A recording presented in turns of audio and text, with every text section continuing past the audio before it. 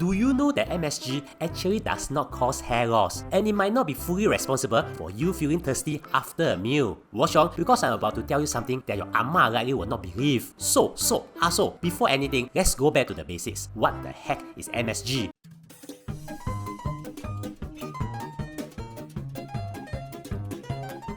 MSG stands for Monosodium Glutamate. Monosodium is basically sodium which is salt, and glutamate is just an amino acid which your body literally produces on its own. So MSG is basically just glutamate paired with sodium. You see, glutamate is also naturally inside foods you eat every day. Tomatoes, mushroom, Parmesan cheese, even breast milk. So yes, babies drink glutamate before they can even say Ajinomoto. MSG was identified in 1908 by a Japanese scientist who isolated it from seaweed and named its taste umami, the savoury fifth taste. So if MSG is basically just savoury powder, why does everyone think it's poison? Brain two things, one letter and one very questionable mouse experiment.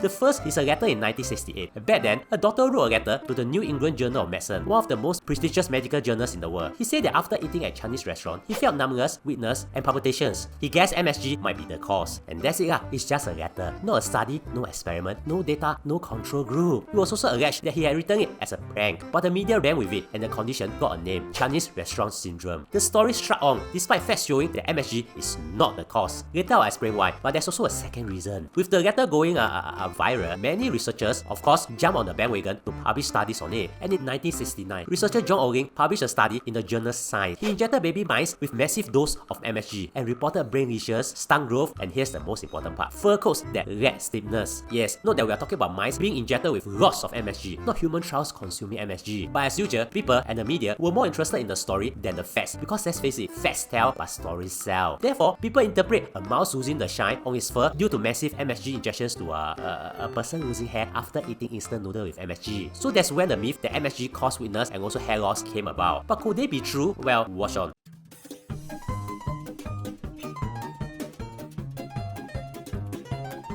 If you are looking to advertise your business in this channel, we can help you. There are guaranteed views and many big brands have trusted us. Just click on the link in the description.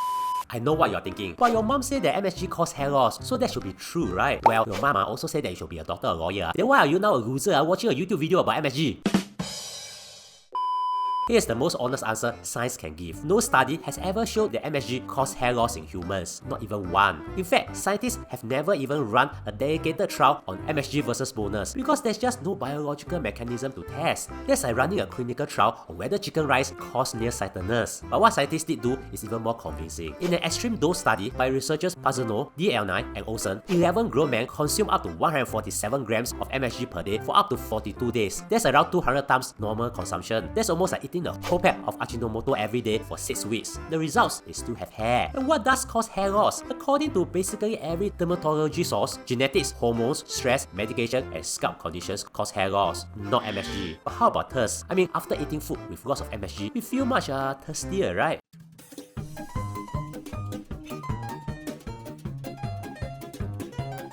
This one is more interesting because it might be partially true, but the myth brings the wrong suspect. You see, in 1993, researchers ran a randomized double-blind crossover study, the gold standard of research design, where neither the subject nor the researcher knows who got the real thing. 71 healthy people were given MSG doses of placebo before breakfast across 5 days. The result is that sensations previously brain on MSG did not occur at a higher rate than placebo. I know you catch no balls, but basically, people felt that they've experienced symptoms caused by MSG, like thirst, even when they did not consume any MSG. Yeah, so it was all in their mind. So why do you feel thirsty after eating your MSG fuel instant noodles? Simple, sodium. Sodium have been proven to cause thirst. And remember what MSG is? Sodium and glutamate. MSG contains sodium, but here's the thing, it's only about 12% sodium. Table salt is about 39%, and cooks use way less MSG than salt. So that thirst at 11 PM is not the MSG. It's the salt, soya sauce, and oyster sauce in your gravy. Because let's face it, if someone used MSG to cook a meal, they've also used other high sodium ingredients too. Therefore, MSG could be part of the reason, but it's not the full reason for your thirst. Many other ingredients contain way more sodium instead. In fact, here's something more interesting. Because MSG boosts flavors with less sodium, some researchers say using MSG can actually help reduce the total salt in your food, which means it helps to reduce the thirst you feel after a meal. The bad guy might secretly be the hero. If you still catch no balls, let's just put it this way. If your food has 50% MSG and 50% table salt, then maybe about 80% of your thirst is due to the table salt, while MSG contributes only about 20% or less.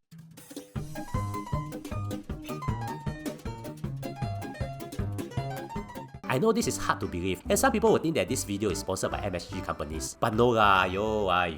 We are sponsored by Uncle Roger lah. Notice me, Sampa.